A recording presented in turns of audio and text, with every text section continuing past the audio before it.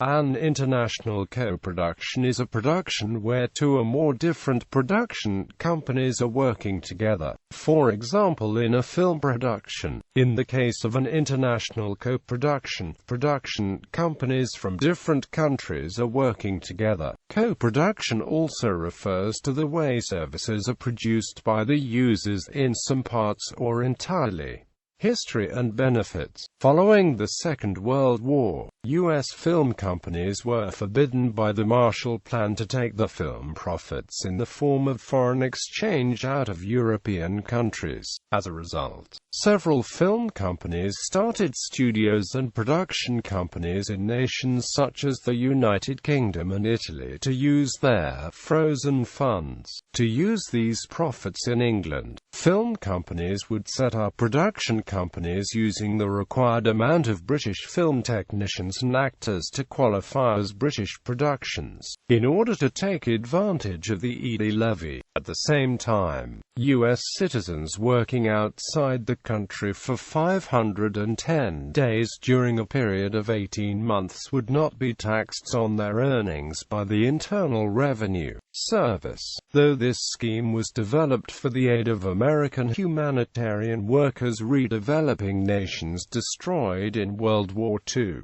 agents discovered that Hollywood actors, directors, and screenwriters would qualify for the tax break by working outside the U.S. for the same period. International film co-production was very common in the 50s, 60s, and 70s between Italian, Spanish, and French production companies, as exemplified by most of the spaghetti western and sword and sandal movies being Spanish-Italian co-productions, typically directed by an Italian, played 50-50 by Spanish and Italian actors and shot in southern Spain landscapes. Due to the worldwide popularity of Hollywood stars, they would be used to guarantee a respectable audience around the world as well as the United States. The relatively low production costs and high box office return of these films often led to direct Hollywood investment to the non-US studios and producers such as Dino De Laurentiis. An example of such pan-European co-productions was Treasure Island, a British, French, German, Italian, Spanish film starring U.S. Orson Welles. To qualify as an Italian film, a film needed either an Italian director, a cameraman, plus at least 2 Italian featured players and an Italian film laboratory to process the film. Actor and director Mel Wells recalled that in the 1960s and 1970s the government of Spain would give producers funds based on the budget of the film, whilst Italy would give producers funds based on the box office results of the film. However, the government could interfere with production if they chose to. The first European nations to sign a film co-production agreement were France and Italy in 1949.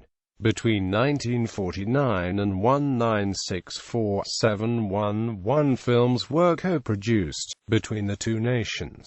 Due to the expense of filmmaking, many films made outside the United States are international co-productions. For example, Amélie is set in France and stars French actors, but many scenes were shot in a German film studio and the post-production work was undertaken by a German film company. International co-productions open new markets for films and television programs and can increase the output of high-quality productions through the sharing of equity investment. Official co-productions are made possible by agreements between countries. Co-production agreements seek to achieve economic, cultural, and diplomatic goals. For filmmakers, the key attraction of a treaty co-production is that it qualifies as a national production in each of the partner nations and can access benefits that are available to the local film and television industry in each country. Benefits may include government financial financial assistance, tax concessions and inclusion in domestic television broadcast quotas.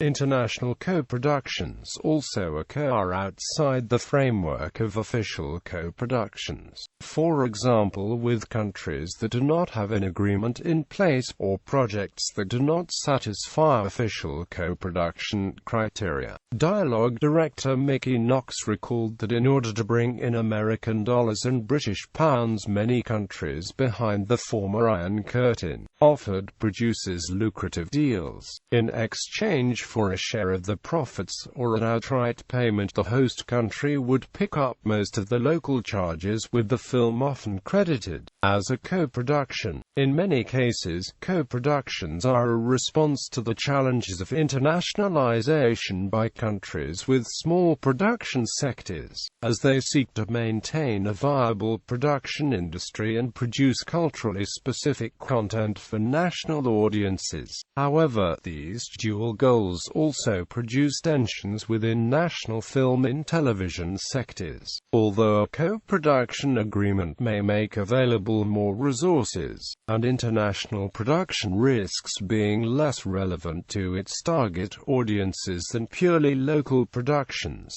benefits of international co-production. As a response to internationalization, co-production offers both benefits and drawbacks.